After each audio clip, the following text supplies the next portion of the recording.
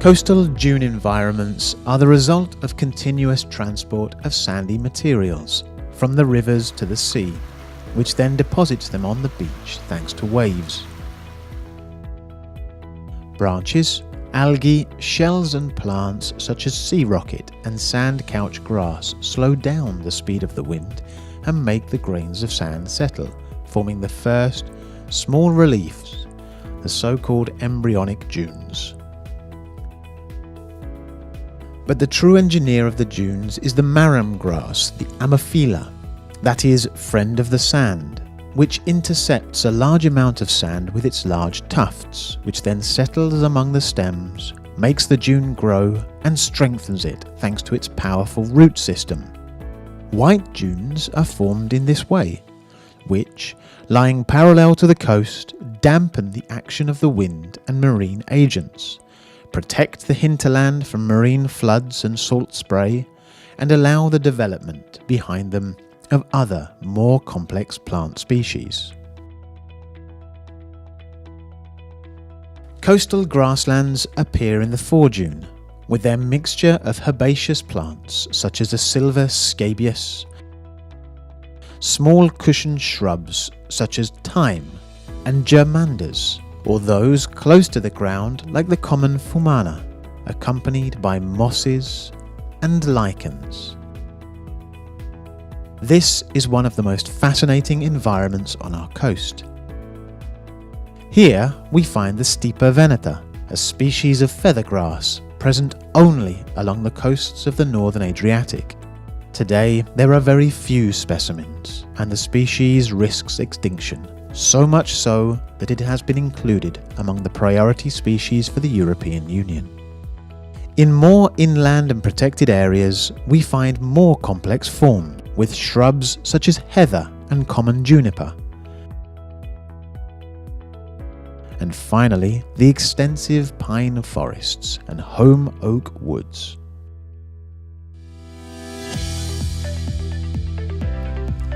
The Life REDUNE project, co-funded by the LIFE programme, a financial instrument of the European Union to support environmental protection actions, was created to protect the great biodiversity of the Veneto coast.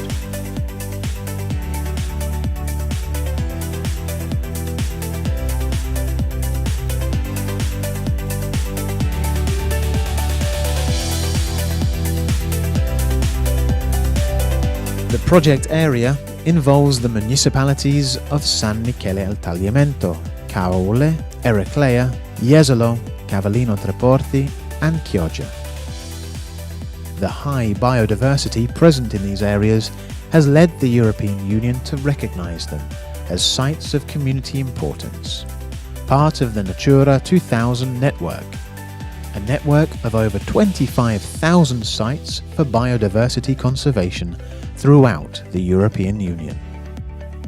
Having a high tourist vocation, during the summer season, these territories undergo a strong anthropic pressure that is putting the survival of these fragile systems at risk.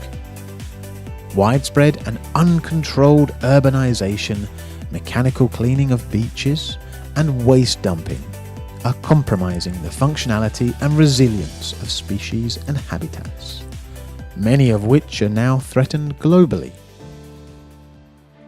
One of the most harmful behaviours is beachgoer trampling that, in addition to damaging the native plants, promotes the spread of invasive alien species such as the evening primrose or the Japanese rose, species that come from different regions, which compete with our native plants and degrade our habitats.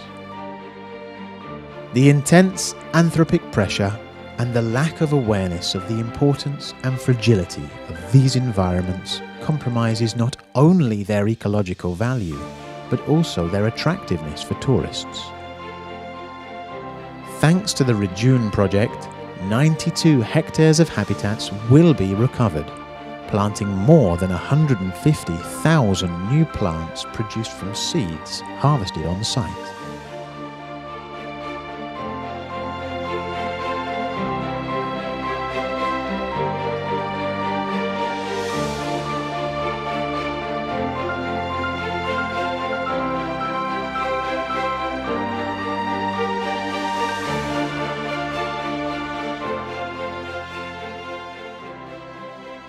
the presence of alien species will be reduced, and the Venetian feathergrass will be protected, planting 1,000 new individuals. Walkways and fences will help reduce the disturbance. But the most important challenge is to be able to encourage responsible behaviour towards these fragile ecosystems, and to develop a virtuous path that ensures their sustainable use in the long term.